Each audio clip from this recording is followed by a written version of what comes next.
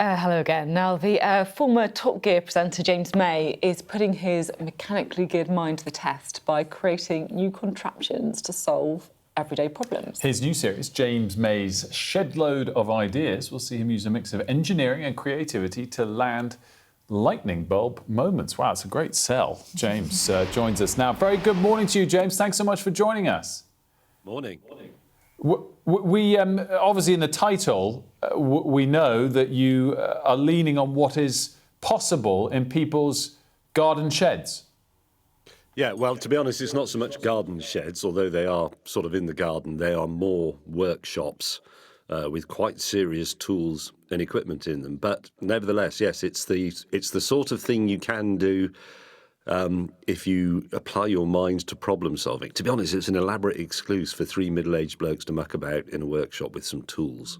Well, that all sounds good to me. But give us an example of something that you think is really genuinely achievable in a sort of slightly more everyday way that will really help people's lives. Well, in an everyday way, if you have workshop space and, a bit of basic tools and equipment, you can do everything up to making simple bits of your own furniture. It requires a bit of skill, but you will acquire it quite quickly. We tend to concentrate more on sort of prototyping inventions. So we've got a method for deterring traffic wardens who are about to give you a parking ticket within the allocated 10-minute grace period that exists in law, but not many people know it. We have a device for picking up... Yeah, no, nobody knows that. Most traffic wardens don't know that, as it turns out. We've got a device for collecting dog poo.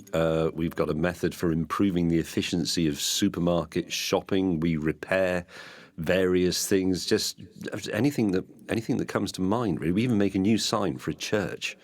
So I love all of the sounds of that. And I don't know if you saw yesterday, we tweeted out, we asked our viewers to share pictures of their sheds. And we do have one of them. Samantha Harris shared this picture of her husband in the shed that they converted into his office. Is this a use of a shed that you don't embrace? It's a bit more indoor use, not using your tools to fix things? Well, funnily enough, I was looking at your feed on this yesterday. It was on Twitter, wasn't it? And I saw that picture and I thought, well, my brother's done something similar. And it's a great way to effectively expand your house. But a part of it does worry me because I see a building like that at the end of the garden and I think you should be making stuff in there, not working. Well, still, making stuff is working. It's working of a different ilk, isn't it? Yes, but James... a lot of... Sorry, go on. No, go for it, sorry.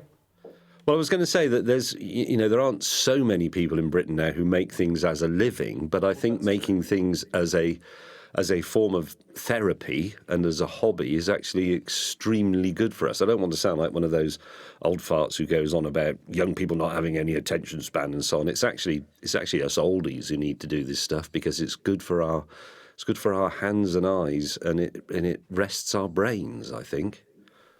It's great advice, I have to say. It really is for a lot of us too. I've got to ask, it's a long way away from your kind of Top Gear days. Do you miss it at all?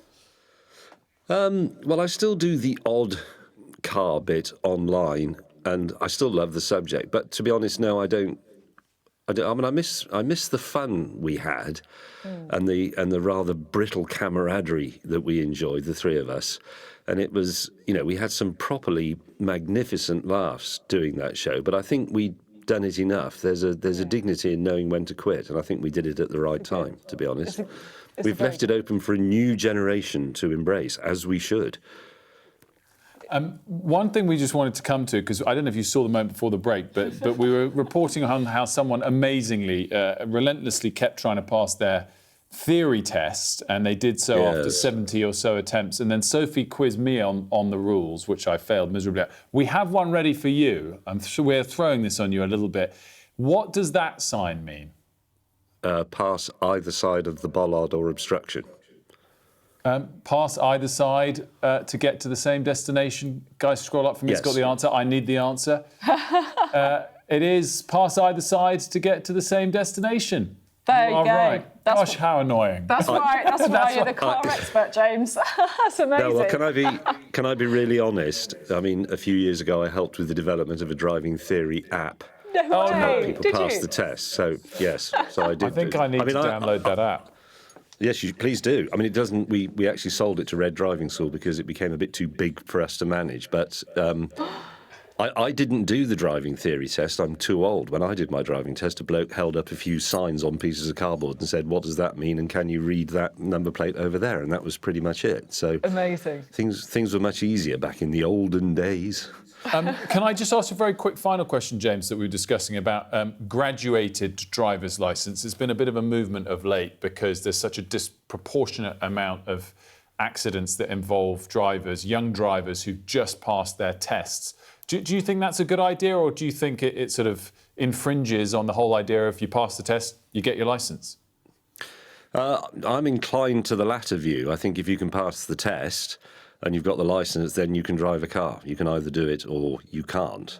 I think there was talk at one point, this was a few years ago, about a graduated licence that only allowed young people to drive during the daylight or something like that. But it sort of smacks a little bit of central planning to me, and I don't like that sort of thing. I don't like governments interfering in our lives. And not in your sheds either. And James, definitely not. No. We really appreciate you joining us today. It's a really fun conversation. And your new show, James May's A Shedload of Ideas, is out when? We haven't got the date here. You must know it. Tonight. It's tonight at 9 p.m. Yes. There we go. James, thanks so much for joining us. Thank you. Pleasure.